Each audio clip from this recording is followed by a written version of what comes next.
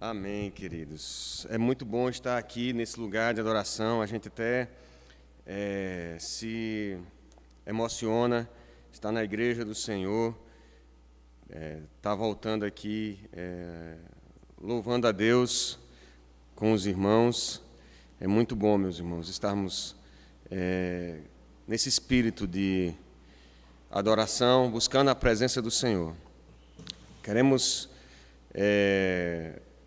dizer aos irmãos que esse tempo tem sido um tempo muito abençoado para a liderança da igreja também, para os irmãos que trabalham com ensino, com edificação na igreja. Eu acompanho lá em casa, a gente inevitavelmente, a gente acompanha as aulas de escola bíblica dominical das crianças também, a gente percebe o esforço e o zelo com que os professores da EBD das crianças têm tentado transmitir a palavra do Senhor de uma forma que esteja ao alcance das crianças durante esse período de quarentena. E aí a igreja tem sentido um pouco na pele o que as escolas têm sentido também, para poder continuar envolvendo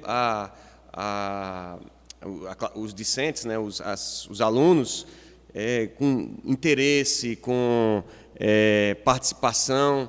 E a gente tem que fazer um museu depois, uma biblioteca de todas as aulas que foram dadas e de todo o esforço do pessoal de louvor. Enfim, tem sido realmente um tempo de aprendizado que devemos olhar para frente como sendo Deus trabalhando conosco, de repente preparando-nos para desenvolvermos, quem sabe, esse ministério. Ainda que se acabe o isolamento e a quarentena, nós continuarmos desenvolvendo esse ministério para abençoar pessoas em locais mais distantes. Hoje, o desafio hoje, além do desafio sempre animador de recebermos, né, iluminação do Espírito Santo de Deus, para entendermos a sua palavra, o desafio hoje é que eu fiz alguns slides. O pobre de Gustavo sempre é minha vítima. Eu avisei para ele, eu estava querendo fazer 201 coisas hoje na aula, tentando aproveitar a tecnologia que a gente dispõe. Hoje a gente vai tentar apresentar os slides. Ele está ali quebrando a cabeça para ver como é que vai fazer isso, apresentar os slides enquanto a gente está dando aula. Quem sabe, numa próxima aula, a gente utiliza algumas ferramentas de interação, que eu tenho visto que algumas escolas têm usado o Kahoot, não é isso? E também a gente já usou aqui o Mentimeter, e a gente vai tentar ver se o pessoal participa de casa. Hoje, se você quiser participar, tirar sua dúvida, você coloca no chat do canal da IPC, no YouTube, e o pastor está ali, eu já vi que ele está ligado ali, ele vai ver as dúvidas, o Gustavo também, se puder, quem tiver com o canal aí logado, para a gente poder também estar tirando as dúvidas dos irmãos. Nós vamos dar continuidade ao estudo de 1 Pedro, nós vamos estar estudando o restante do capítulo 1, né? Vamos estar vendo um pouco aí do que nos resta aí desse capítulo 1, dando seguimento ao estudo de 1 Pedro. Meus queridos, eu quero fazer aproveito para fazer uma exortação aos irmãos. Tem sido realmente muito muito desafiador esse trabalho de ensinar à distância, de pregar à distância. Nós temos tido a experiência das lives no Instagram nas quartas-feiras, nas reuniões de oração, e tem sido muito proveitoso, os irmãos têm participado. Ocorre que a gente acaba ficando, de algum modo, receoso de que a gente acabe se acostumando com a tecnologia e se acomodando com ela, né? Quem sabe, quando a gente voltar do isolamento, e nós iremos voltar em maior ou menor medida. Eu vi essa madrugada que Nova York já começou o processo de reabertura de estabelecimentos. Aqui há uma certa confusão por parte das autoridades públicas, o que deve abrir, o que não deve abrir, e a gente tem vivido esses dias mais complicados por questão de direção governamental. Mas nós vamos reabrir. E quando reabrir, eu quero que você venha para a igreja do Senhor. Quero que você venha com vontade de vir. Que hoje eu sentei ali, comecei, quando eu vi o louvor, Eu não posso nem chorar aqui hoje, né? Porque vai contaminar os irmãos aqui, as lágrimas. Mas, meus irmãos, esse espaço que nós temos aqui é um espaço tão especial para adorarmos o Senhor. Nada a questionar que, de fato, a igreja do Senhor não é esse prédio, não são esses tijolos, esse local não é a igreja do Senhor. A igreja do Senhor somos nós. E acredito que nós todos não temos dúvidas em relação a isso. Mas esse local é um local separado para adoração. Ele talvez nem tenha sido construído com esse objetivo. Quando o pastor falou da visão da escada de Jacó, naquele momento em que ele está fugindo de sua casa e diante de novos desafios à sua frente, e ele toma uma pedra, coloca como travesseiro, ele enxerga, Deus lhe dá a visão da escada, os anjos subindo e descendo. O que ele faz quando ele acorda? Ele erige um altar, ele junta pedras ali, erige um altar ao Senhor, porque aquele local, o local onde a presença do Senhor se revela, ele se torna um local especial da presença do Senhor. As pessoas vão passar por ali e vão ver ali nada mais que pedras. As pessoas podem passar aqui à frente e dizer, é mais uma igreja, mas para nós que fazemos essa comunidade, esse é um local especial de adoração. Obrigado, Gustavo. E que Deus nos abençoe, né? Deus abençoe sua vida, meu irmão. Isso. Então, é por isso que esse local, quando nós nos separamos, e hoje talvez esse momento de quarentena tenha servido para nós também meditarmos um pouco sobre a importância, relevamos de virmos para a casa do Senhor. Eu demoro do trajeto de casa para cá, moro em Lagoa Seca, demoro 25 minutos para vir para cá. E podia ser mais cômodo para mim estar em qualquer outra comunidade, em qualquer outro local. Mas Deus me chamou para estar ministrando aqui, me chamou para desenvolver meus dons aqui através do serviço, e por isso esse local é um local especial para a minha vida. Quando eu sento aqui, vejo os irmãos adorando e louvando o Senhor, me dá vontade de pular e dançar, que nem Davi lá quando chegou com a arca, porque é um local especial da presença do Senhor. Nós somos a igreja do Senhor, onde quer que estejamos, em isolamento ou não, nós somos a igreja do Senhor. Mas sempre que o Senhor visita a vida de alguém, sempre que o Senhor se revela na vida das pessoas, Ele marca não somente a história da vida da pessoa em antes e depois, é assim quando nós nos encontramos com Cristo, nosso novo nascimento, mas Ele marca aquele local. Por isso que eu tenho tanta vontade de conhecer as terras onde Jesus andou, porque é um local especial ali. O nosso Senhor, o nosso Redentor pisou naqueles locais, chorou sangue no Getsemane. Eu queria estar lá, eu queria, se possível, ajoelhar lá no jardim e poder experimentar aquela realidade. O local não é um local mágico nem espiritual, mas para nós que cremos no Senhor Jesus e que temos a experiência da revelação do Senhor nas nossas vidas através da iluminação do Espírito Santo, através da sua palavra e, sobretudo, através do novo nascimento em Cristo Jesus, isso faz diferença. Então, queridos, eu desafio vocês a alimentarem a expectativa de voltarem para esse local, e para um dia a gente estar chorando junto aqui, se alegrando, não sei se batendo cotovelo com cotovelo, ou se abraçando, mas louvando a Deus pela sua presença. Podem perceber o quanto eu estou empolgado por estar pregando a palavra do Senhor e falando para os irmãos. Então vamos abrir a Bíblia em 1 Pedro, capítulo 1, verso 13 até o verso 25. E diz assim, você acompanha a leitura aí de sua casa, onde você estiver com a Bíblia, os irmãos aqui também. 1 Pedro 1, 13, nós vamos tentar vencer. Eu tentei colocar de forma sucinta, em tópicos, todos os ensinos que esse texto extremamente rico, ele já vem falando de salvação, e os irmãos já têm compartilhado aqui sobre essa tão grande e maravilhosa salvação, e agora Pedro ele vai mostrar como essa salvação ela acaba se revelando através da vida daqueles que são salvos. Diz assim a palavra do Senhor, versículo 13 em diante da primeira carta de Pedro, capítulo 1. Por isso, cingindo o vosso entendimento, sede sóbrios e esperai inteiramente na graça que vos está sendo trazida na revelação de Jesus Cristo. Como filhos da obediência, não vos amoldeis às paixões que tinhas anteriormente na vossa ignorância. Pelo contrário, segundo é santo aquele que vos chamou, tornai-vos santos também vós mesmos em todo o vosso procedimento, porque escrito está: sede santos, porque eu sou santo.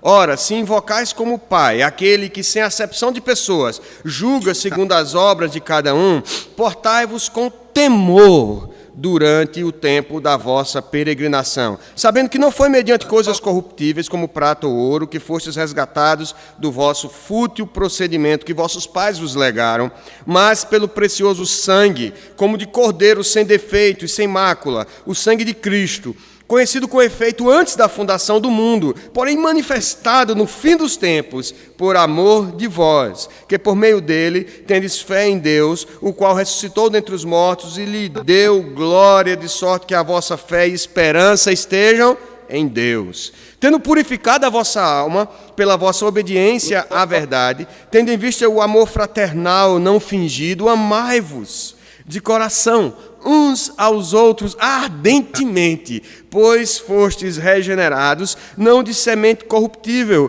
mas de incorruptível, mediante a palavra de Deus, a qual vive e é permanente. Pois toda a carne é como a erva, e toda a sua glória como a flor da erva. Seca-se a erva, cai a sua flor. A palavra do Senhor, porém, permanece eternamente. Ora, esta é a palavra que vos foi evangelizada. Até aqui a leitura da palavra do Senhor, que o Senhor nos ajude. Ó Deus, nós te louvamos, Senhor, pela tua palavra. E eu te louvo, Senhor, por essa alegria que enche meu coração, a oportunidade que o Senhor me concede, Senhor. Pecador que sou, limitado, Senhor, nas minhas falhas, os meus defeitos, Senhor, pela misericórdia e pela graça, mais uma vez revelada nessa manhã. O Senhor permite que venha a compartilhar essa palavra com os irmãos. Alguns aflitos em casa, Senhor, alguns perdendo as esperanças, alguns necessitados, alguns, ó Deus, indiferentes. Meu Deus, tem misericórdia do teu povo, Pai Santo. Ensina-nos a esperar inteiramente na tua graça.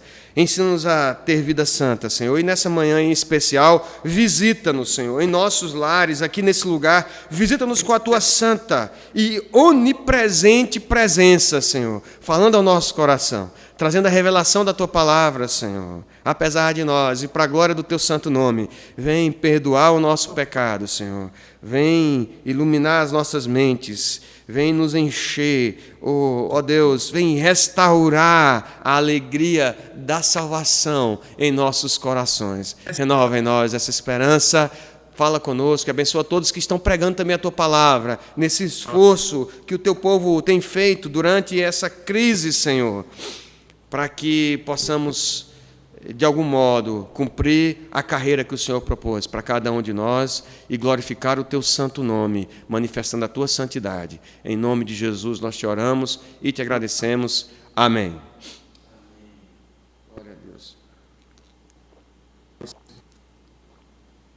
Então vamos lá, meus irmãos. O que é que nós podemos falar de forma introdutória aqui? Os irmãos estiveram ensinando durante esse período que o capítulo 1, após uma breve saudação da carta escrita por Pedro, e se falou também sobre a autoria da carta aqui no início. Pedro é uma pessoa, é uma personalidade sui generis na Bíblia, especialmente no Novo Testamento, obviamente, e ele é citado mais do que qualquer outro apóstolo na Bíblia. Isso não lhe dá o primado, como a Igreja Católica assim defende, de que ele seja o Papa, o primeiro Papa, mas lhe dá assim um papel relevante de liderança dentro do ministério apostólico. E Pedro aqui, ele, após uma breve saudação, ele expõe algumas características da salvação que é operada pelo Pai, revelada pelo Filho e manifestada em cada coração através do Espírito Santo de Deus. E ele traz essa imagem, essa representação da salvação de forma muito vívida, desde os profetas até agora, então, na vida da igreja que se inicia.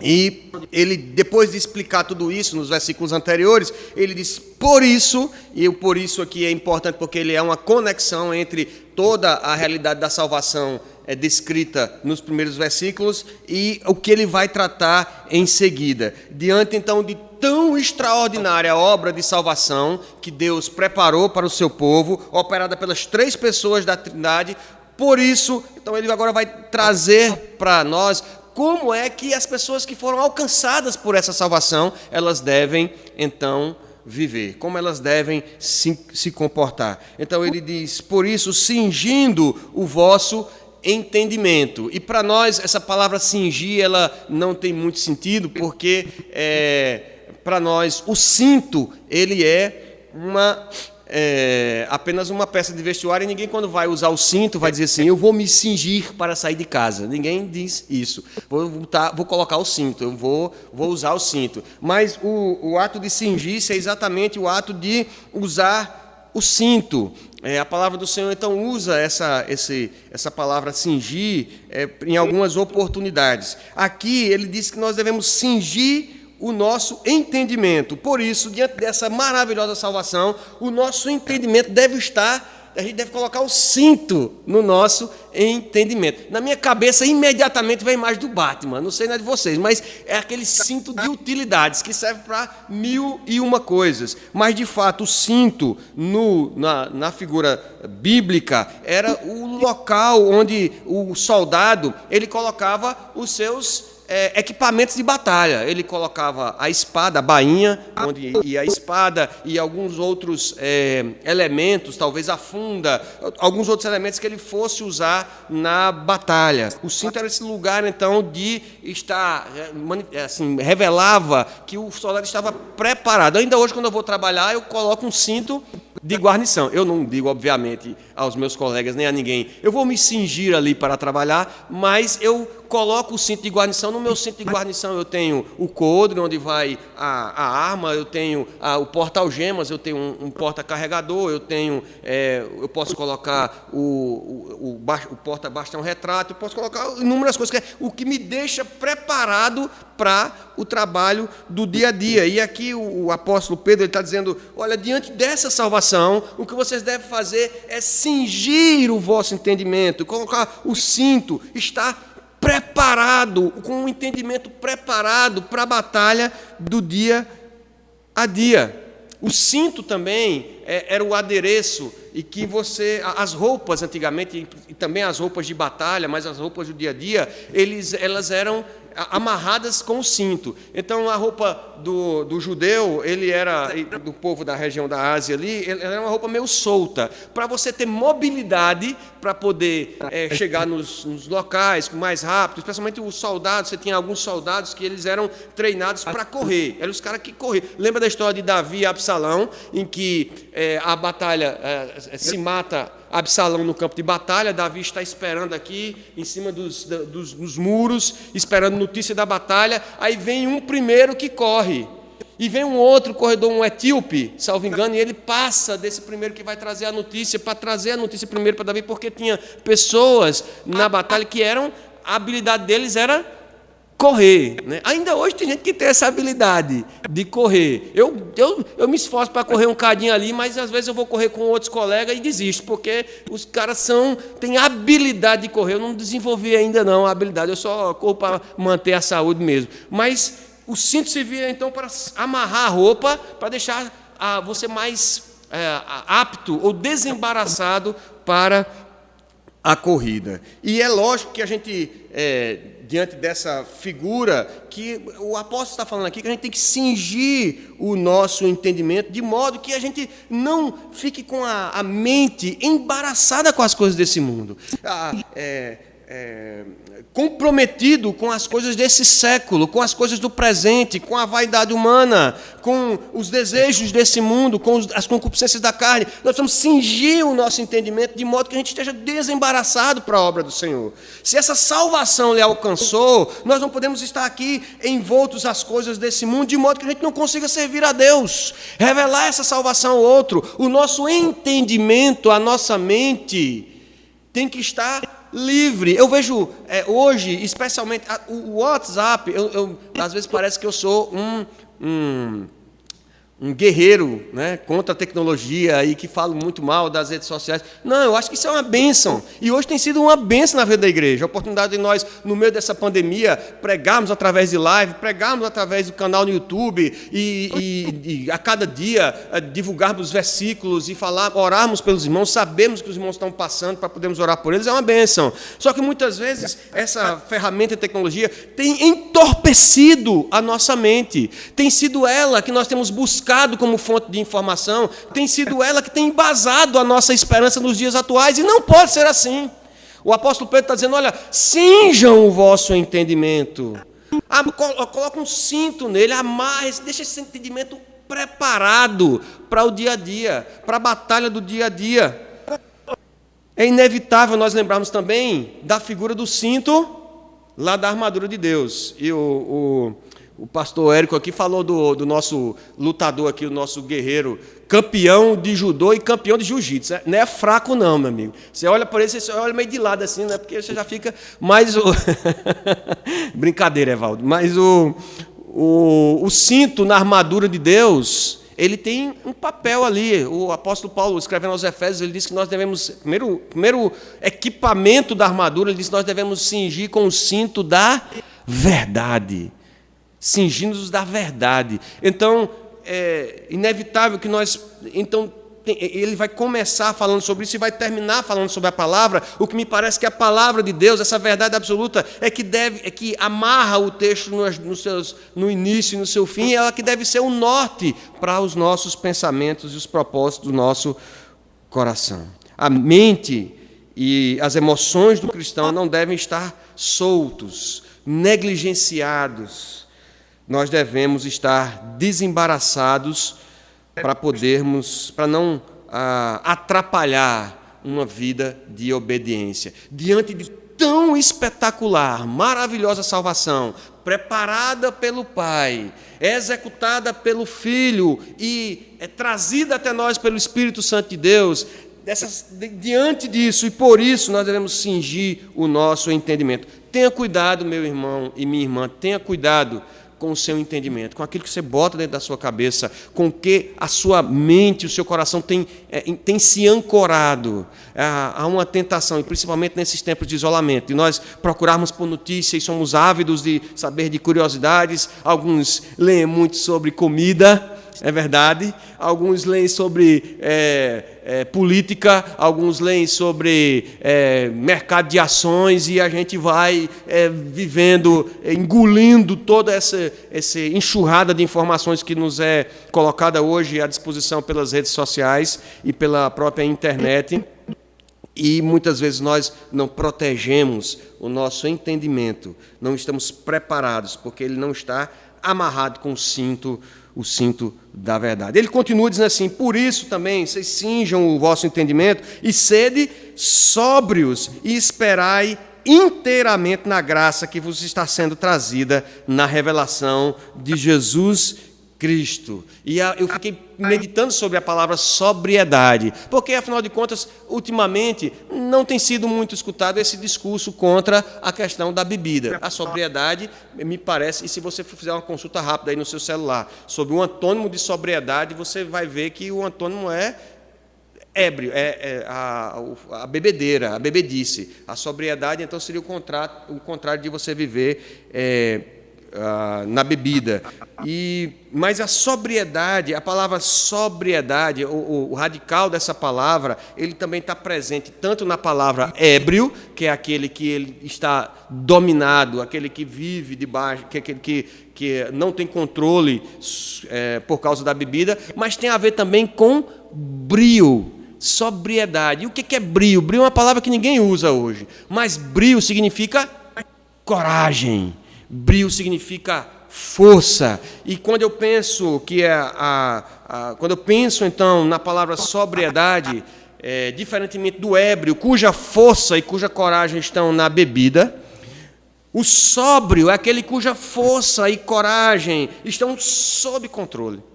É a pessoa equilibrada, que tem moderação. E Pedro está dizendo, diante dessa espetacular salvação, vocês cinjam o entendimento e sejam sóbrios, sejam equilibrados, moderados.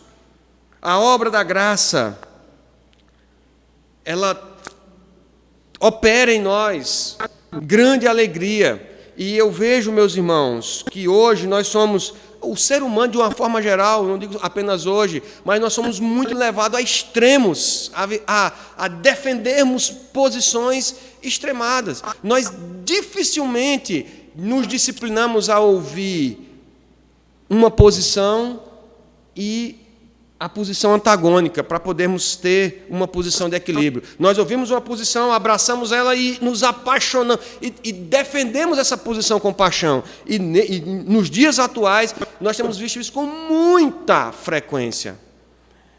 Irmãos que têm deixado a sobriedade de lado, o equilíbrio, a moderação, e têm defendido posições, têm defendido pessoas, têm defendido partidos, e independente de quem seja, A ou B, presidente, governador, prefeito, o que é que seja, esse não é o papel do cristão. Não é o nosso papel. Se Deus te chamou de algum modo para atuar na política, atue com sobriedade. Meus queridos, como eu tenho desejo, como eu espero ver algum dia algum líder da nossa sociedade, algum líder no governo ou na oposição, que tenha sobriedade, que tenha moderação no que fala, que seja uma pessoa humana, que peça perdão quando erre, que não tenha soberba, mas sobriedade. Mas aqueles que são salvos no Senhor, aqueles que foram alcançados por essa espetacular, maravilhosa, assombrosa salvação, eles cingem o seu entendimento e são sóbrios.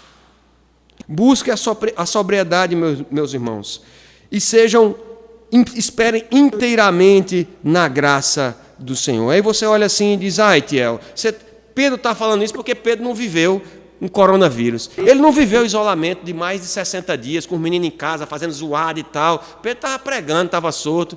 Pedro não teve problema com escola de menino e tal, e você tem que olhar atividade, tarefa, e está fazendo o dia todo. Pedro não teve problema de usar máscara, limpar a mão com álcool em gel, 35 vezes ao dia.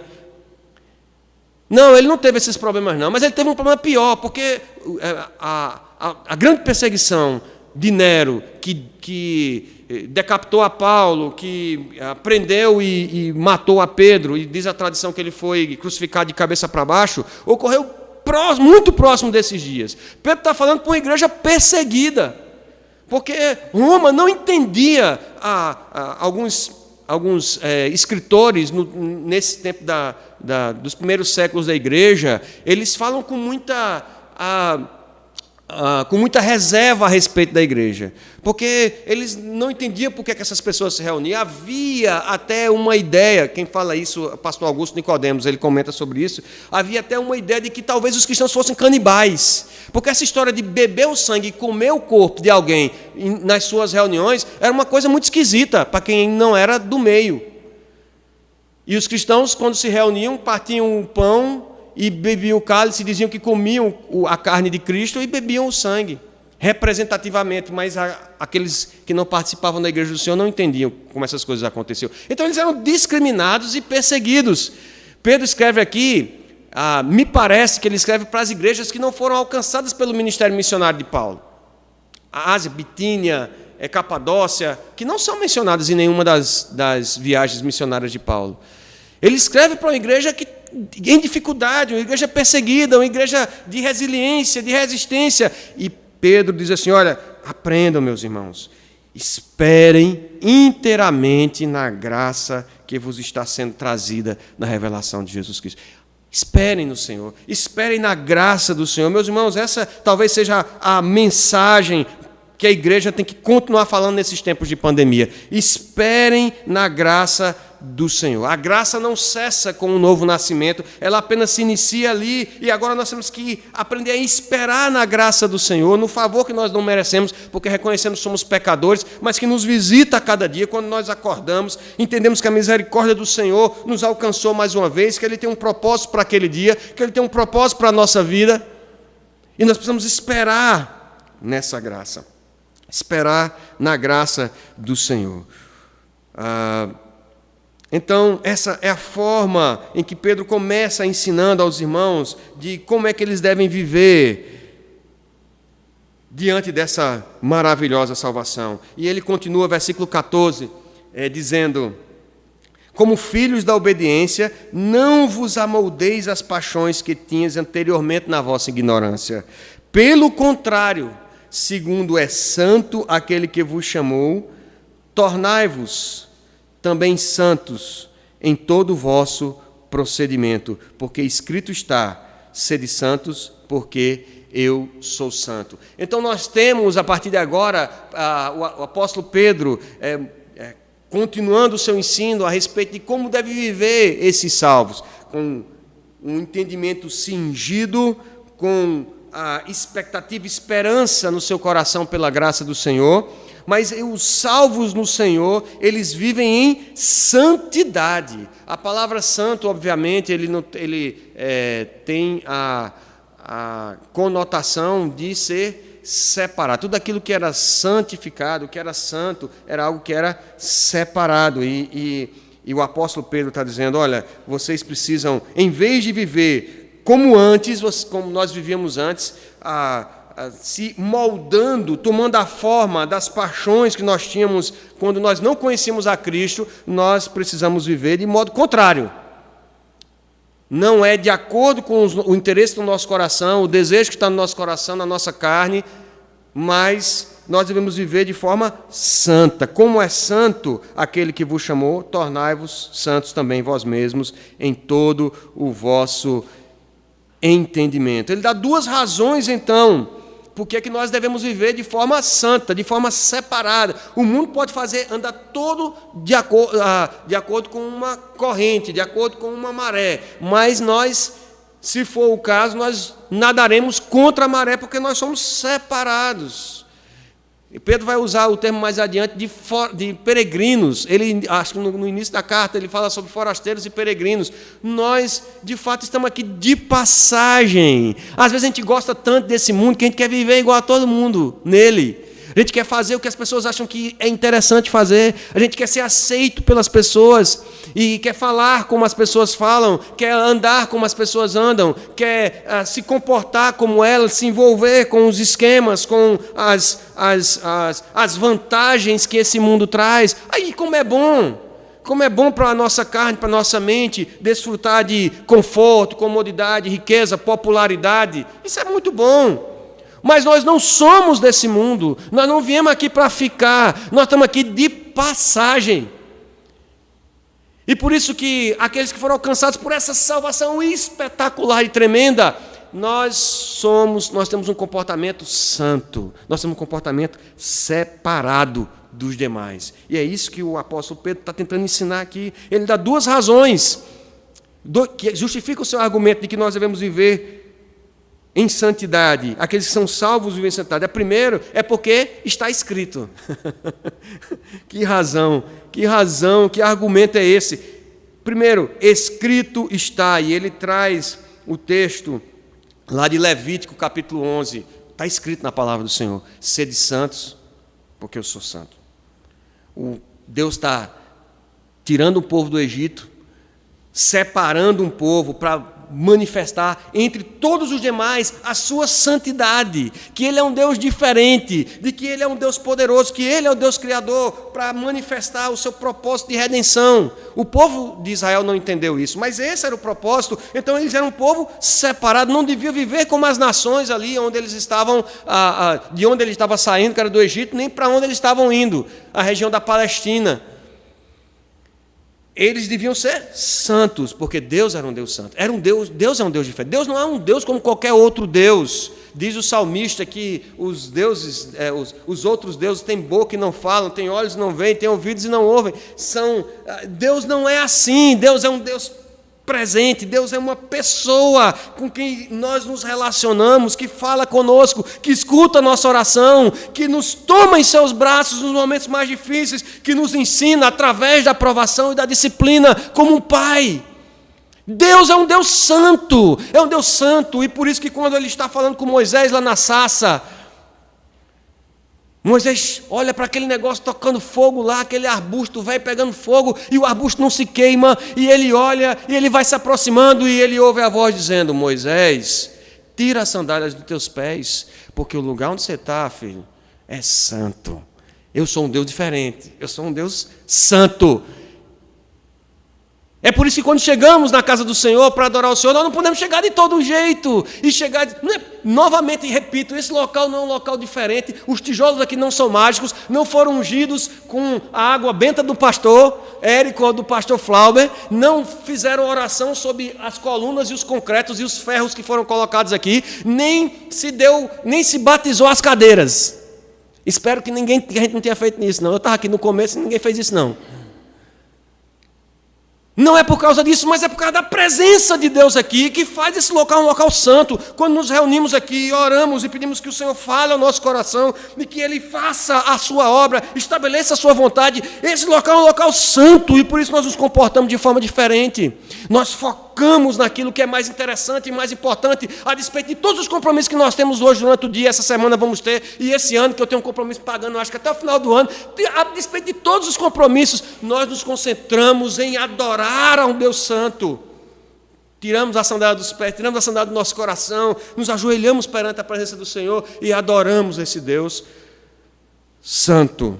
Então está escrito, Pedro está dizendo: olha, vocês foram alcançados por essa salvação, e salvo, ele deve ser santo, porque Deus é santo. Está escrito lá, nós devemos ser santos, porque ele é santo. Sede santos como eu sou santo. A segunda razão é pelo exemplo de Deus nas nossas vidas.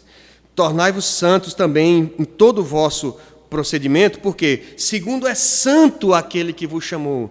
Nós fomos chamados, e ele vai dizer que nós chamamos ele por Pai. Então nós temos essa responsabilidade de, como filhos de Deus, manifestar a santidade de Deus, porque ele é santo. Ele não é um Deus como outro qualquer. Nós não podemos viver como qualquer outra pessoa nesse mundo. Nós devemos viver como pessoas que trazem a imagem do Pai e que manifestam essa santidade às outras pessoas. Pode ser que as outras pessoas não entendam, pode ser que as outras pessoas nos ridicularizem, nos discriminem, nos taxem de caretas, de atrasados e de radicais, de ortodoxos. Amém, se chamar de ortodoxo é um elogio, né? Mas a despeito de qualquer outra qualificadora que nos derem, nós devemos ser santos, porque o nosso Deus é santo. E ele traz então a regra dupla de santidade. Tornai-vos santos também vós mesmos em todo o vosso procedimento. A primeira regra é que a santidade ela é católica, por assim dizer. Católica, o significado da palavra católica é universal. Então, a santidade ela não se limita à nossa vida eclesiástica, às nossas responsabilidades na igreja. Não, tudo bem, eu vou ser santo aqui na aula da Escola Bíblica Dominical, no trabalho da mocidade. Ele diz: sede santos em todo o vosso procedimento. A santidade ela deve alcançar todas as áreas de nossa vida.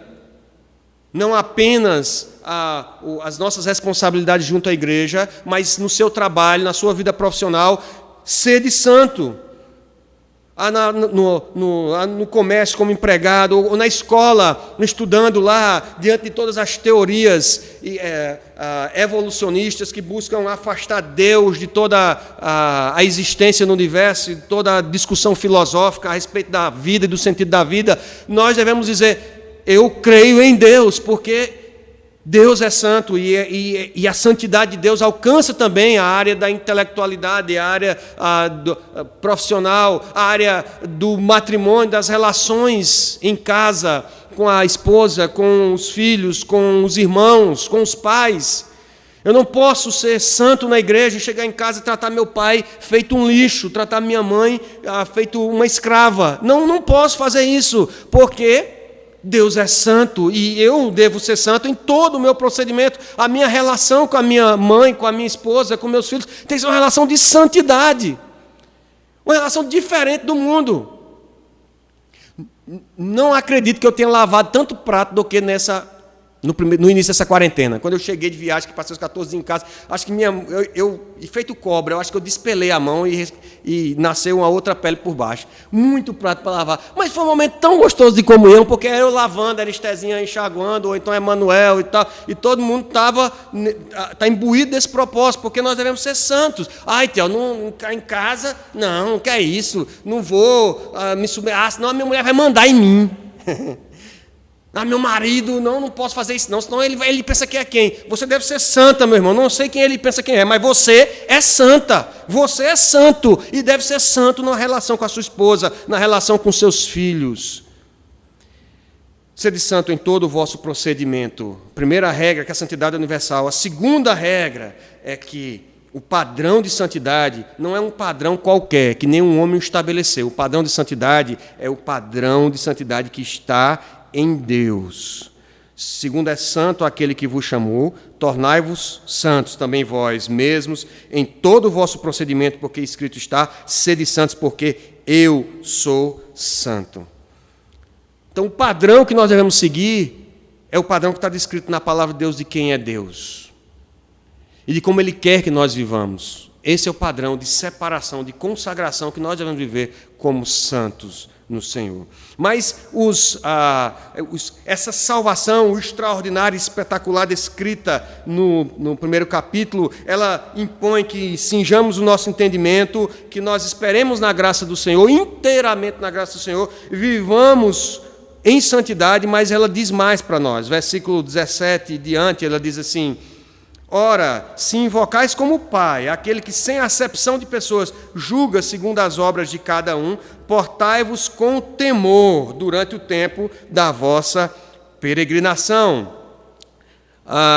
Veja, os salvos do Senhor, eles não vivem só em santidade, com o seu entendimento cingido, esperando na graça do Senhor, mas eles também vivem em reverência. Salvos do Senhor vivem em reverência. Portai-vos com temor durante o tempo da vossa peregrinação. E aqui, retomando mais uma vez a ideia de que nós somos forasteiros e peregrinos nesse mundo. Nós estamos de passagem, quer dizer que a nossa casa não é aqui. Quando você vai para um hotel, passar alguns dias lá para uma viagem que vai fazer, o que quer que seja, você não vai para morar lá. Então, você tem certos cuidados que você tem lá, talvez que você não tem em casa, porque você é forasteiro. Quando você vai para um outro país, não precisa nem ir para outro país, tem alguns estados no Brasil que são bem barristas. Se você vai para um outro estado, que o cidadão olha, por mais que você se esforce e faça um sotaque, né, só que é de fora e tal, por mais que você se esforce, o cara vai olhar para você e vai dizer: Paraíba, fala aí com esse Paraíba. Porque você não é daquele local, você é forasteiro, você é peregrino, está passando uns dias e depois você vai embora. E todos os cristãos devem se considerar assim aqui nesse mundo. Por isso que o Covid e a pandemia realmente é uma crise terrível. E há algumas pessoas que fazem aquele discurso meio ufanista, né, de tal, de que... e a gente tem visto muito isso na internet, aquela coisa motivacional, né, que nós vamos sair, aconteceu em março de 2020, nós vamos sair todos assim, aperfeiçoados, espírito iluminado, agora vamos todos amar os nossos idosos, todos agora, depois, a partir de agosto desse ano para frente, vai todo mundo estar dando lugar para o idoso no ônibus, nas filas, satisfeito. Quando o idoso chegar, na hora que você tiver meia hora na fila do supermercado, chegou a sua vez, aí o idoso tem que chegar do seu lado e diz: eu posso passar isso aqui? Aí você, claro, teve o Covid, e agora eu estou uma pessoa mudada. Né? Todo mundo acha que vai acontecer isso, pelo menos é o cenário que estão pintando aí, que as mídias pintam para a realidade futura. Eu sou agustiniano por por opção e calvinista por revelação. Eu acho que a crise desperta o que é pior em nós. Ao mesmo tempo que a gente, nesse momento, tem visto pessoas se solidarizarem com as outras, procurarem ajudar, independente delas estarem com sintomas ou não, apresentar um quadro positivo, e você fica preocupado. A Igreja do Senhor, eu vejo muito isso aqui, as pessoas, tem pessoas que têm comércio e estão passando dificuldade, como a gente pode ajudar? Ao mesmo tempo que a crise desperta em muitas pessoas o desejo de ajudar e, de fato, revelar o que nós vamos ver mais à frente, como esse amor ardente, fraternal, em muitas outras pessoas desperta o que é de pior. Isso é irresponsável, ele estava com Covid e saiu, porque muitas vezes a gente trabalha em determinadas áreas que são áreas de risco, como policiais, médicos e tal. Então, agora, todo mundo que é policial médico, está todo mundo meio com receio, assim, e a turma começa a falar mal nos grupos e tal. E, em vez da ajuda, a gente vê preconceito, maldade mesmo das pessoas. Muitas outras levando vantagem nesse período, aproveitando o estado de calamidade pública que diminuiu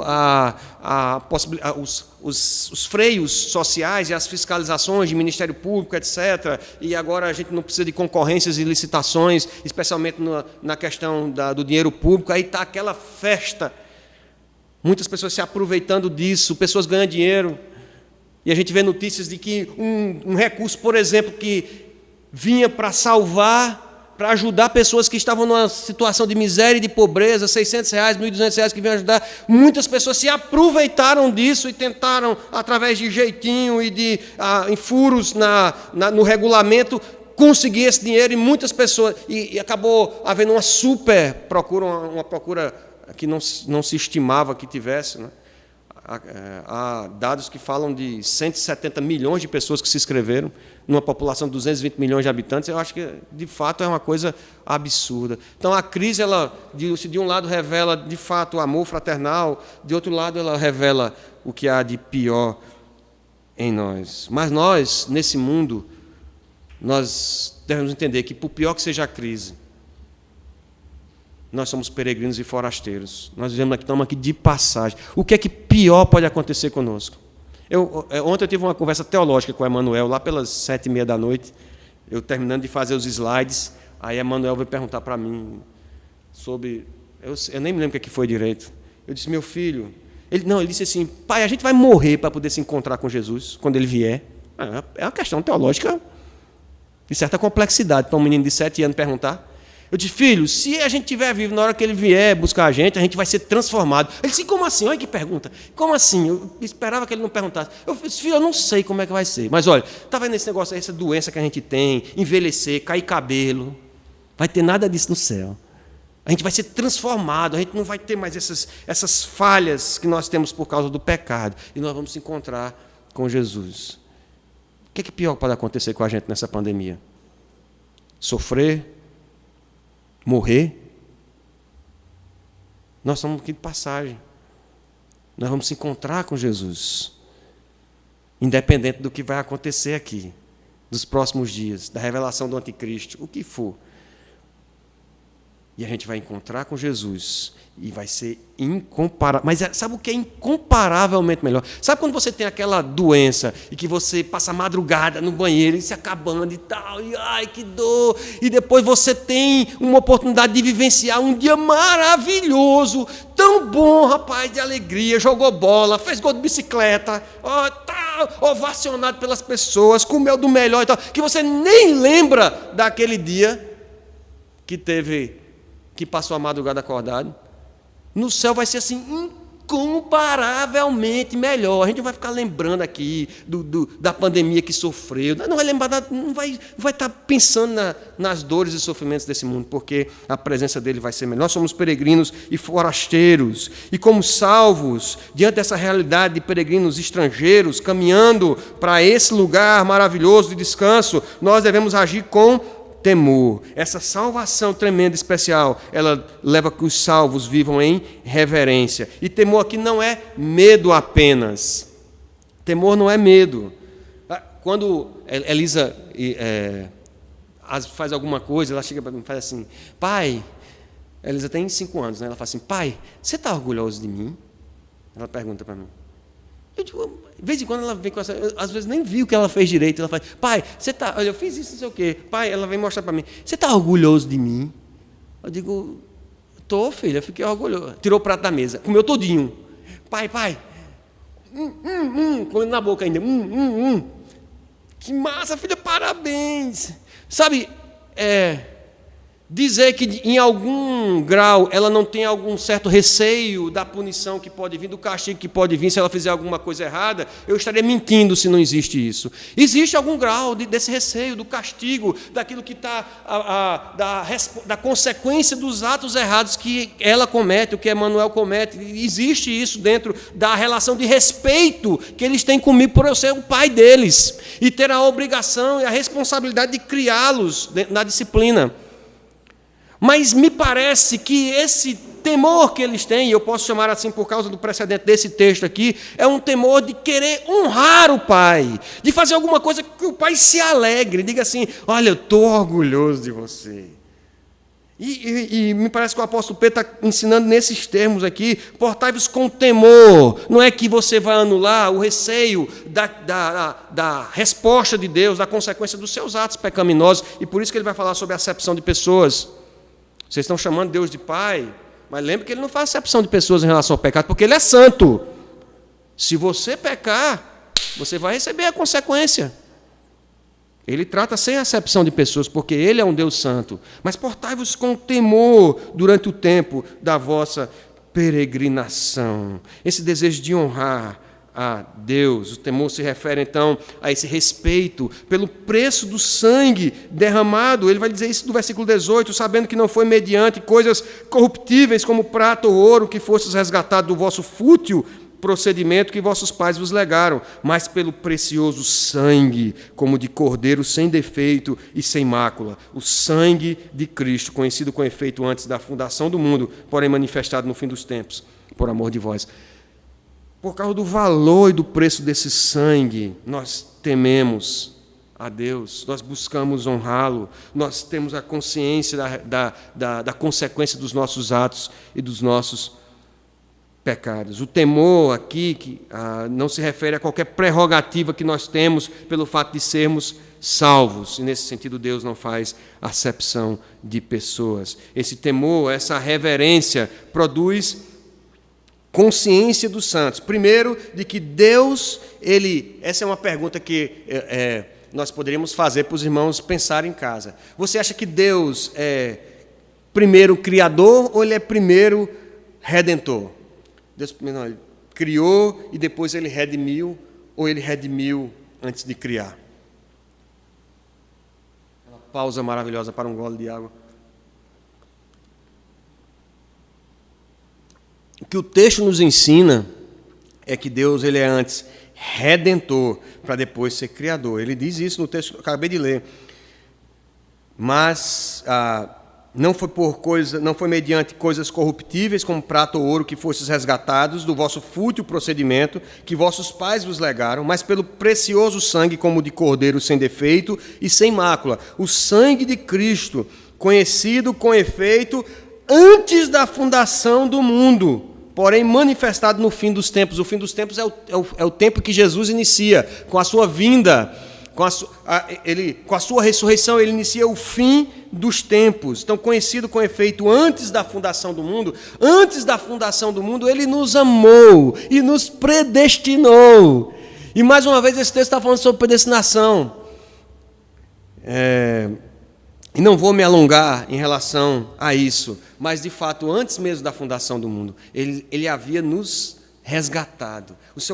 O plano, e o pastor Hernandes Dias Lopes aqui diz isso, que o plano de salvação de Deus não foi um plano B. Deus criou o mundo, aí, eita, deu errado. O homem pecou, e agora? O que é que eu faço? Já sei. Vou mandar Jesus resolver esse problema. Não foi assim. O propósito de salvação estava descrito, estava decretado. Tem gente que não gosta dessa palavra, né? Mas não tem como a gente fugir dela. Há um Deus que é soberano, que controla a história, que tem todos os nossos dias escritos e determinados, quando nenhum deles havia ainda, por isso que nos cria de forma assombrosamente maravilhosa, Ele decretou nos tempos eternos o plano de salvação. Não foi plano B. Deus não foi pego de surpresa com o pecado do homem. Mas, dentro do seu propósito, até dos seus decretos, Ele havia destinado o seu povo santo para a salvação. Os redimidos, então, foram comprados por alto preço, um alto preço pago pelo Pai, o preço do sangue de Cristo na cruz do Calvário. E eles foram salvos de quê? Salvos de quê? Já se perguntou sobre isso? Não foram salvos de quê? Então, eu nem era tão mal assim. Sabe que antes de eu, rapaz, me afundar. Pessoas contando testemunho, às vezes, na igreja. Eu usava droga, eu bebia até cair, eu me prostituía. Aí eu achava tão lindo quando eles diziam, mas Jesus transformou minha vida. Eu digo, rapaz, meu testemunho é tão pobre. Meus pais me criaram na igreja. E aí eu vou dizer o quê? Aí dizer, não, eu queria sentar o pé na jaca, cair na lama. Eu sei bom demais. Do que Deus me salvou, então? Através do sangue, preço. O sangue é o mesmo que salvou o cidadão que estava lá na lama do pecado, se acabando no vício, na droga, e Deus libertou aquele endemoniado gadareno lá, que Jesus atravessa o mar de Tiberíades só para encontrar com ele do outro lado. Ele está no meio no cemitério, pelado, no meio do túmulo, e vem aquela visão, assombra. Pode dizer, aquilo ali é uma assombração, meu amigo. Você descer do barco, quando você vai botando o pé na terra, vem um cabo pelado dentro do cemitério, devia estar todo babado, todo cortado, porque ele disse que ninguém conseguia segurar ele se jogava no chão, para um lado para o outro, gritava. Legião de demônio tinha nele. Jesus, ele se estribuchando no chão, e os demônios pediram para serem lançados na manada dos porcos, e assim Jesus o permitiu, e os porcos se precipitaram de despenhadeira abaixo, e o homem ficou. O mesmo sangue precioso que lavou, que libertou a vida daquele homem, que liberta hoje o encarcerado das drogas. E se você não ora por ninguém assim, e Deus colocar alguém para você orar, não desista dele. Alguém que está no presídio, que nós precisamos visitar, e que talvez tenha feito uma coisa terrível, e que para a sociedade de hoje, ele diga assim, essa pessoa não tem solução, essa pessoa devia morrer de Covid mesmo dentro do presídio. Não tem salvação. Para nós que não somos desse mundo, que somos santos no Senhor e que conhecemos o valor, o preço precioso desse sangue, essa pessoa pode ser regenerada, pode ser alcançada, transformada pelo sangue de Jesus, porque o sangue que atuou no passado, o sangue de Jesus que lavou, purificou e regenerou, regenera a nossa vida, regenera a vida daqueles que são alcançados pela graça do Senhor. Mas de que é que nós fomos resgatados? Diz o texto aí, versículo 18 que nós lemos, nós fomos resgatados do nosso fútil procedimento que os vossos pais vos legaram. Não foi mediante coisas corruptíveis como prata e ouro, mas o sangue precioso de Jesus. Nós somos resgatados dessa nossa vã maneira de viver que nos conduz ao inferno e à perdição. O desígnio de Cristo em derramar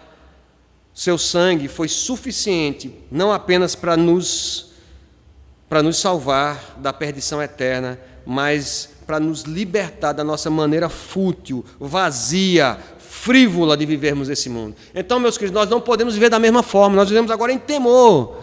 O povo de Deus é um povo sóbrio, que vive em temor a Deus, porque fomos lavados por precioso. Não podemos viver como qualquer outra pessoa nesse mundo, através buscando as coisas fúteis, fugazes, vazias, frívolas, prazeres desse mundo. Não. Nós fomos libertos disso, nós fomos resgatados dessa maneira de proceder. E por fim, meus irmãos, se os salvos do Senhor, eles vivem em santidade e eles vivem em reverência, os salvos do Senhor também, eles vivem em amor. Diz o texto, os versículos 22 em diante, diz que, tendo purificado a vossa alma, pela vossa obediência à verdade, tendo em vista o amor fraternal não fingido, amai-vos de coração uns aos outros, ardentemente, pois fostes regenerados, não de semente corruptível, mas de incorruptível, mediante a palavra de Deus, a qual vive e permanece, a qual vive e é permanente, pois toda a carne é como a erva, toda a sua glória é como a flor da erva, seca-se a erva, cai a sua flor, A palavra do Senhor, porém, permanece eternamente. Ora, esta é a palavra que vos foi evangelizada. Meus irmãos, devemos amar uns aos outros, porque nós somos purificados pela verdade. A verdade que nos alcançou, essa verdade que cinge o nosso entendimento, ela muda a nossa forma de considerarmos os outros, a forma de nós convivermos com os nossos familiares, a forma de nós olharmos para o irmão que faz parte da mesma comunidade, o irmão que é missionário, o irmão que está lá em Manaus, o irmão Ronaldo Lidório está lá com a esposa, os filhos, com o Covid. Você, em casa, você investe seu tempo de joelhos no chão. Não, ele não é nenhum conhecido seu, ele nunca falou com você, você nunca trocou 2 palavras com ele, você nunca falou com os filhos dele, nem com a mulher dele, mas você percebe que você está ligado a ele, que você precisa se ajoelhar e investir tempo de oração, orar por ele, pela saúde dele. Nós amamos desse modo, nós vivemos desse modo, porque a verdade, a palavra de Deus nos purificou. Ela é o grande instrumento de purificação das nossas vidas. Conhecereis a verdade, e a verdade vos libertará. Como ama? Amor fraternal não fingido. E eu confesso aos irmãos que quando eu li esse texto, a primeira pessoa que eu me lembrei foi de Doquinha. Não sei se vocês já viram. Talvez nem caiba o exemplo aqui, mas tem uma figura numa TV, antigamente que a gente assistia na Parabólica, que chamava TV Diário, era aqui do Ceará. Aí tinha um fantoche que ele falava com as pessoas e fazia a maior festa quando falava com as pessoas. Meu amigo, aquele jeito cearense. Não sei o quê, você é meu amigo. Quando o cara dava as costas que saía, aí falava, carniça, isso é uma alma cebosa e tal, e esculhambava com a pessoa. Era o amor fingido, era amigo demais, mas quando a pessoa dava as costas, ela esculhambava com ela. E o apóstolo Pedro está dizendo aqui, olha, nós amamos de forma diferente também. Se é para tratar os outros, nós tratamos de forma diferente. Nós tratamos aqueles que estão em Cristo, nós tratamos como irmãos, é amor fraternal e não fingido, porque dentro da casa você pode ter um amor fingido. Você pode estar amando o seu irmão, aquele que nasceu da mesma mãe e pai, de forma fingida, mas nós não somos assim. A verdade que nos purificou, ela é a nossa linguagem, é a forma como nós nos relacionamos. Então, se o irmão fez alguma coisa de errada, eu vou chegar para ele e vou dizer, meu irmão, eu acho que você não devia ter feito isso, eu fiquei chateado com o que você fez, ou então acho que você chateou o irmão lá, vamos lá para tentar consertar, porque a verdade é mais relevante do que a popularidade, do que o agrado ao irmão. Então, o nosso amor não é um amor qualquer como esse mundo. Amor de internet, amor de Instagram, né, de Facebook, todo mundo ama. É uns casais tudo apaixonados, tudo mãozinha dada, coisa mais linda do mundo e tal. Aí quando você passa 5 minutos com o casal, você diz, meu Deus do céu, como é que essas criaturas, um esculhambando com o outro, tentando humilhar o outro, ou então tentando trair o outro. Você conhece a pessoa, passa 5 minutos com ela, ele está olhando para outras mulheres, ele está tentando trair a esposa. Tão bonito no Facebook, tão lindo. Nosso amor é amor fraternal não fingido. E tinha que vir de Pedro essa expressão, amai-vos de coração uns aos outros ardentemente. De Paulo eu não esperava essa expressão, não. Ele era muito estudioso. Pedro era um galileu, sabe, empresário de pesca e tal. O negócio dele era ardente. Quando eu gosto, mas quando eu não gosto... Pedro, ele está falando inspirado pelo Espírito Santo de Deus, olha, nós somos sal, essa salvação tão especial nos alcançou através da palavra, e essa palavra nos purifica, ela é a nossa linguagem, que faz com que nós nos amemos uns aos outros de forma não fingida, de coração ardente. Devemos amar porque fomos regenerados, gerados de novo, da natureza divina, para amar ardentemente, sem fingimento de coração. Para isso, o homem precisa ser purificado antes. Então, não me venha falar de amor, o mundo dizer, não, mas é porque eu amo. Eu fiz essa caridade porque eu amo. Só ama de verdade, ardentemente e de forma não fingida, aquele que foi lavado e purificado pela palavra de Deus, que foi regenerado pelo Espírito Santo de Deus. Amor, meus queridos, talvez essa seja a grande confusão da odernidade, é que amor não é um sentimento.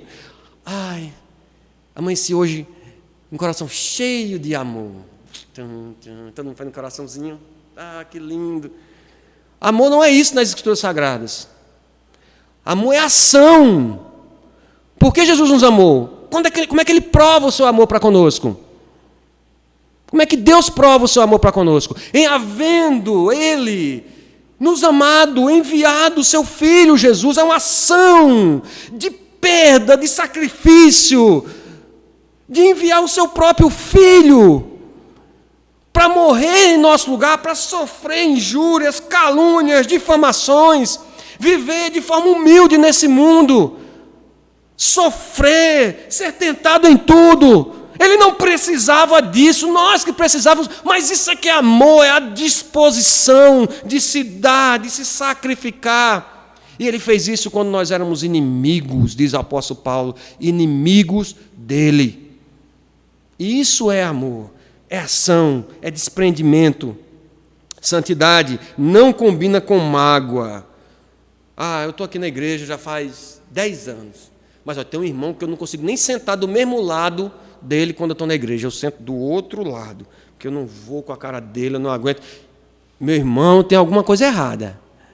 Se a palavra do Senhor agiu no seu coração, purificou você, então você vai se consertar com esse irmão. Você vai conversar com ele, você vai saudá-lo com a paz do Senhor, você vai orar por ela, vai abençoar. Não pode haver mágoa no coração que foi alcançado por essa tão espetacular e assombrosa salvação. Se conserte enquanto é tempo. Não, eu vou levar para o túmulo essa mágoa do meu marido. Levar, não, me magoou, não vou perdoá-lo. Não. Esse não é o amor purificado pela palavra da verdade. O mandamento não perde a validade. E aqui, isso até quando? O mandamento permanece. Diz a palavra de Deus que, assim como a palavra de Deus é permanente, assim o mandamento permanece. O restante não, o restante passa. Toda a carne é como a erva, e a glória, toda a sua glória como a flor da erva. Seque-se a erva e cai a sua flor. A palavra do Senhor permanece eternamente. Meu irmão, por maior que seja a glória do homem, a riqueza que ele tem, a beleza, a força, os cabelos, tudo isso passa. É porque é próprio meu, quando eu leio esse texto, diz assim, seca-se a erva e cai a sua flor, eu só penso em queda de cabelo. Mas na minha cabeça só vem queda de cabelo. Deve ser uma coisa particular da palavra com o meu coração. Toda a glória do homem, mais bonito que ele pareça, você quer ser igual a ele, o mais limpo, o mais rico, tudo isso passa, meu irmão. Toda a carne é como a erva, que ele se assemelha àquela erva, aquela coisa que você muitas vezes até despreza quando passa por ela, nem acha bonito, nem acha, está ali, parece o sol, seca, amanhã não existe mais. Toda beleza e vigor nada mais são do que a flor da erva, que seca, morre e desaparece. Então, cuidado, meu irmão. Às vezes nós somos motivados pelo tempo presente de vivermos como as pessoas desse mundo, buscando as coisas desse mundo, a gente quer ser o mais bonito, o mais forte, o mais rico. Tudo isso passa, o que permanece é a palavra do Senhor. Então se agarre a ela. Se nós começamos falando que o nosso entendimento deve ser cingido, preparado por essa palavra, nós agora vemos que toda a nossa vida, como salvos, o amor que nós temos, a nossa vida ela é purificada por essa palavra e ela é o que permanece, então me agarro a essa palavra. O único caminho à incorruptibilidade é através da palavra de salvação, pois esta é verdade eterna. A mesma palavra pregada pelos profetas no Antigo Testamento permanece até os dias de hoje. Para nós terminarmos mesmo, meus irmãos, algumas conclusões para vocês pensarem em casa. Com a graça de Deus, eu vou tentar mandar esse material pelo grupo do WhatsApp da igreja e deixar disponível. Primeiro, queridos, cuide da sua mente. Aprenda a esperar na graça do Senhor. Está muito tempo, 2 meses de pandemia, está difícil e tal. Aprenda a esperar no Senhor. É tempo de esperar no Senhor, esperar na sua graça, no seu favor. Segundo, a santidade é para toda a vida, não departamentalize a santidade do Senhor. A santidade é para toda a vida. Exercite temor a Deus no tempo da peregrinação. Somos peregrinos aqui. Então, tema ao Senhor, procure honrá-lo, viva, Não ache que porque você é crente, porque você ora ou porque você participa de alguma igreja, você está isento de pecar ou fica tentando encontrar zonas de conforto na sua consciência quando faz algo de errado. Deus não faz acepção de pessoas, então honre ao Senhor, tema-o, pratique ardentemente amar. Acredito que Pedro tenha autoridade para falar sobre amor, porque ele foi trabalhado no Senhor por isso. Lembra do encontro em que ele teve com Jesus, já depois da ressurreição? Ele está ali, tem novamente a experiência da pesca maravilhosa, que está descrita lá em Lucas 5, agora em João, capítulo 20, se eu não me engano, fala desse encontro. Pedro não quer tocar no assunto com Jesus. Ele não quer falar com Jesus sobre quando ele negou Jesus e tal. Ele está ali, ele quer mais ficar próximo de Jesus, está sendo tratado como um outro discípulo. E Jesus olha para Pedro e diz: Pedro, tu me amas, Pedro? Pedro diz: Senhor, tu sabes que eu te amo. Jesus diz: apacenta minhas ovelhas. Pergunta a segunda vez: Pedro, tu me amas, Pedro? E Pedro olha para Jesus e diz: Senhor, tu sabes que eu te amo. E Jesus diz: Pedro, apacenta os meus cordeiros. E pela terceira vez, Jesus pergunta para Pedro.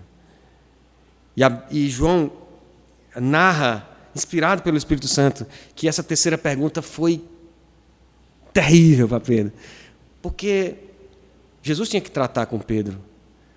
Pedro havia negado Jesus 3 vezes. Tinha se importado com o que os homens iam falar dele, talvez com a prisão, e dentro da casa do sumo sacerdote, ele procurou se aquentar na fogueira, e quando as pessoas viram, disseram: não, você estava com ele. Ele disse: não, eu não conheço. Não, você estava com ele sim, o jeito de falar denuncia, você é um deles. Ele disse: eu nunca vi esse homem. E quando ele negou 3 vezes, o galo cantou.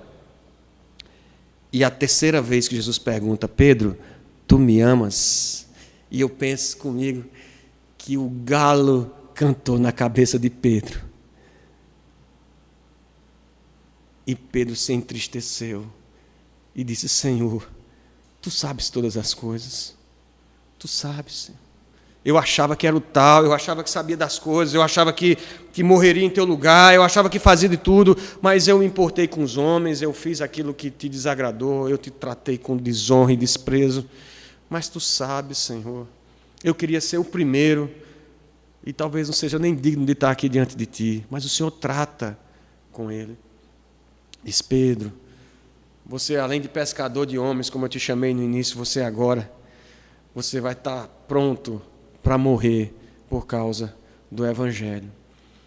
E Pedro, daí para frente, parece ser uma pessoa totalmente diferente. Ele enfrenta uma multidão e prega às pessoas. 3.000 são batizados no Pentecostes. Em seguida ele é chamado, ele entra no templo, e ao entrar no templo há um mendigo pedindo esmolas na entrada, e Pedro toma a iniciativa, toma aquele homem pela mão e diz: nem ouro nem prata eu tenho, mas o que eu tenho eu te dou, em nome de Jesus, levanta-te. E o homem fazia 20 anos que estava ali, 20 ou 30 anos, não lembro mais, que estava ali na porta do templo. Ele agora se levanta e todos glorificam a Deus. O sinédrio enlouquece por causa daquela manifestação, leva Pedro e João para dentro do sinédrio, começa a interrogá-lo e dizer: como é que você está fazendo isso? Quem foi que te deu esse poder? Ele diz: foi Jesus, que vocês crucificaram. Era um homem agora que estava disposto a sofrer algemas, açoites pelo nome de Jesus, porque ele entendia o que era amar agora. Não é apenas de boca, de palavra, dizer que vai morrer no lugar dele, que vai ser o primeiro, que toma conta da parada. É aquela pessoa que se entrega pelo outro e que ama essa palavra e que prega essa palavra independente das consequências, e diz: vocês crucificaram o Cristo de Deus. Olha, é o seguinte, você não vai mais falar sobre isso. Olha, daqui para frente a gente vai liberar vocês, mas fiquem calados. Rapaz, me respondam, disse Pedro e João ao sinédrio. Se importa antes obedecer a Deus do que a vocês. Errei uma vez lá na casa do sumo sacerdote, eu baixei a cabeça, eu achei que era melhor ficar entre os demais, na mediocridade, né? No culto da média.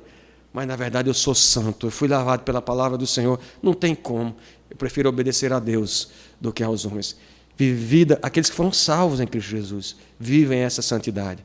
uma santidade que se revela através do temor e do amor aos irmãos. Que Deus nos abençoe, que Deus nos ajude a vivermos desse modo digno do Senhor, para a glória do seu santo nome. Vamos ter uma palavra de oração? Senhor nosso Deus, nós te agradecemos, Pai, por essa oportunidade, pela tua palavra, Senhor. Ela é tão importante para nós, Senhor, que nós passaremos o dia aqui compartilhando, Senhor, as maravilhas que há nela. Ó Deus, e dentre elas, e que ela permanece para sempre, ela purifica o nosso coração. Foi essa palavra que alcançou o nosso coração, através da pregação do Evangelho, da graça, e fomos regenerados pelo Teu Santo Espírito. Ó Deus, opera, Senhor, a bênção desse novo nascimento, aqueles que não Te conhecem, que estão ouvindo essa mensagem hoje de manhã, Senhor.